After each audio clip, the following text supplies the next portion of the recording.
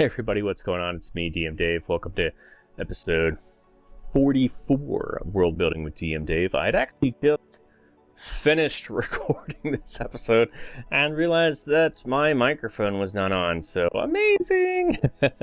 Anyways, in this episode we are going to be creating a random timeline for Campaign World. Actually, I'm going to be working on the timeline for my world of Almeria, which we are kickstarting here on May the 5th. So if you haven't already followed, be sure to click the link below and follow and click the notify on launch so you can be one of the first ones to get in, so you can get 20% off when we go live on the 5th.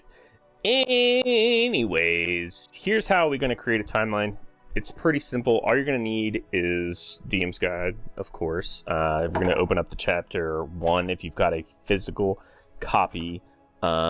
It's on page 27 under the world shaking events under campaign events. You're going to need a spreadsheet, so we're actually going to open up my timeline spreadsheet here, which I've created. This spreadsheet has a combination both of stuff I have just wrote by myself, kind of knowing the history of the world, and then also stuff that I've actually random rolled already. And finally, you're going to need, well, not finally, but you're also going to need a map of your campaign world. Is a good idea to have unless you are working on a specific region. I'm kind of working over the entire thing, which is the continent of Almeria, so we're focusing just on that.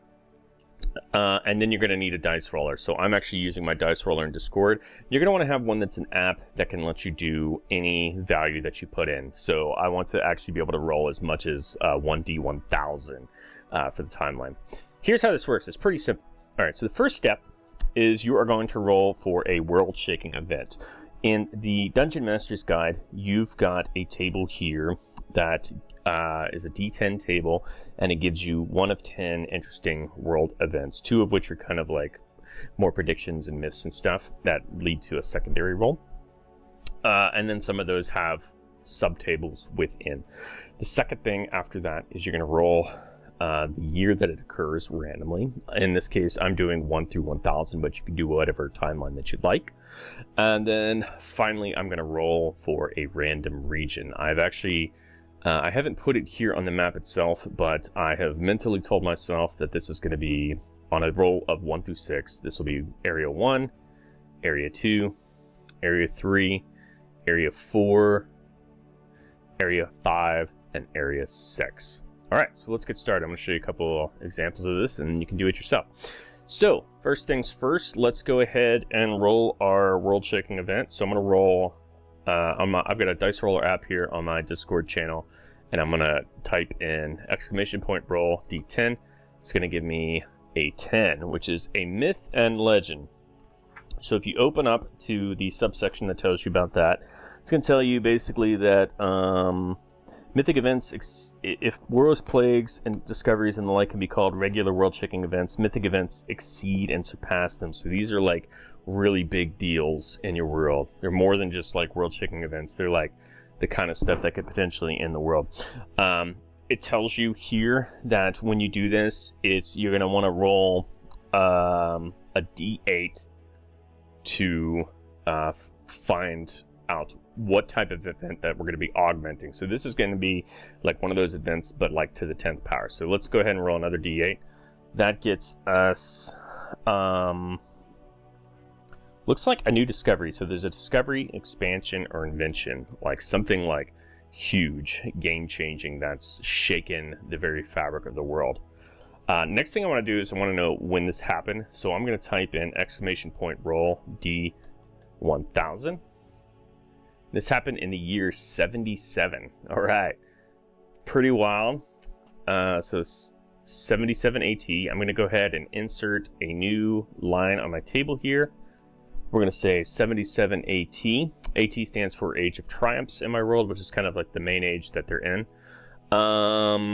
So let me get an idea of some of the major things that are happening. Let's see. Notside, Merktown, and Disneris form a coalition known as the Kingdoms of Man. The Danger tribes first appeared. Evocation stones. So all this kind of happens beforehand. My world is run on magic stones called the Jadaway Patar, which are kind of a big deal. They've helped humanity survive against the dangers of the world, and they also are the key to unlocking what is the prophesized doom of the world, as Emiria is doomed to end roughly a few thousand years after the current timeline. So I think maybe finding another one of the Jedi Patar might be a good idea. Let's find out which region of the world it's happening in by rolling a d6, and that's going to tell us, that'll help me give a better idea of what this major discovery will be. So we're going to roll, we can actually roll, there's another table here under discovery, so let's actually see what it tells us. A 10 is a resource of wealth. Perfect. So one of the Jedi Patar was discovered by humanity in the year 77 AT. And it was done in a roll of 4. So here's, remember, 4 is going to be sort of in the central west eastern side here, so which is modern day Dorothel, Elsath, Smo and Brana, and the contested lands. I think let me look at my Omeria information sheet and see which of my gems that I want to have them discover.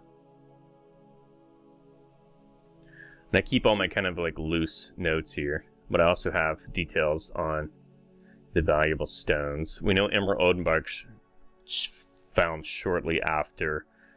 We can have Calipatir. I think that's a good one. That's the conjuration stones. The main villains of the campaign, the Dawn of Rakti, found it on a place that eventually became the Obsidian Plane. Let's just make sure it gels with what we've got going on, which I think it does. Because the Dawn of Rakti sort of vanished for a while. So we'll say the Dawn of Rakti discover Calipatir in the middle of Didim Maya, and the location modern day Obsidian Plane. So this is kind of a big deal. This is what eventually leads them to conjuring different things from different alternate realities, and ends up leading them to leading some major wars. So shortly after, let's see, I think, yeah, 525. So after like about 500 years of developing sort of what they have going on with the Calipatir, that's when they end up doing things. So that's pretty cool. Let's do one more just to get a good example. I hope that was useful, though. As you can see, we created sort of a major event, major discovery, which is one of the 8 key elements of my campaign, which I didn't know when it got found, but now we know. 77 AT within the Obsidian Plane. All right, let's do another one. We're going to roll another d10 on our table here.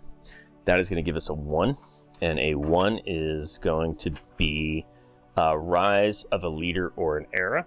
Okay, and we're going to see what year that was. 595 AT, so let's go ahead and already set that up in the proper spot. 595 AT, and let's see the part of our campaign world that we're going to put it in. We got a 1, so that's going to be, if you remember, that's going to be up here in the north. You know, I don't have a lot of stuff for Ukraria, which is an island nation with halflings over here. So let's go ahead and give them maybe like the rise of a leader.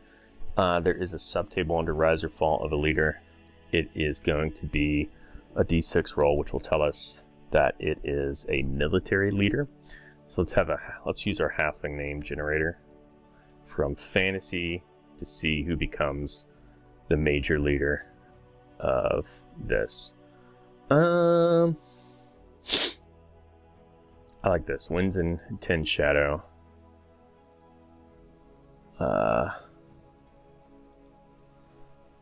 Winds in 10 Shadows. Reign in Ukraria begins. That's all we really need. Like I said, we can figure out a little bit more details about it later as we, write more and kind of reign. We'll flesh it as king of. So who is he? Well, he's probably important, right? He's got a line on a timeline, but that's pretty neat. But that's it. We just created 2 random things here in a timeline. If you have like a huge timeline that you need to build or want to build, this is a great way to do it quickly without making yourself overthink it. You can see in between the things that I've already created through my stories and fiction, I am using this to flesh it out further. And currently for my book, I've got probably about 5 pages worth of timeline stuff here, so it's pretty cool. I mean, there's about 2,500 words on this spreadsheet, which is about 5 pages in a A4 sized book. Anyways, I hope this was helpful. If you would, like I said, make sure to follow the Kickstarter if this kind of interests you. You're going to see what a fully realized world is going to be like, my world of Amiria, which I've been developing for the last couple of years. And if this information is helpful to you too, be sure to like and subscribe, and I will see you next time.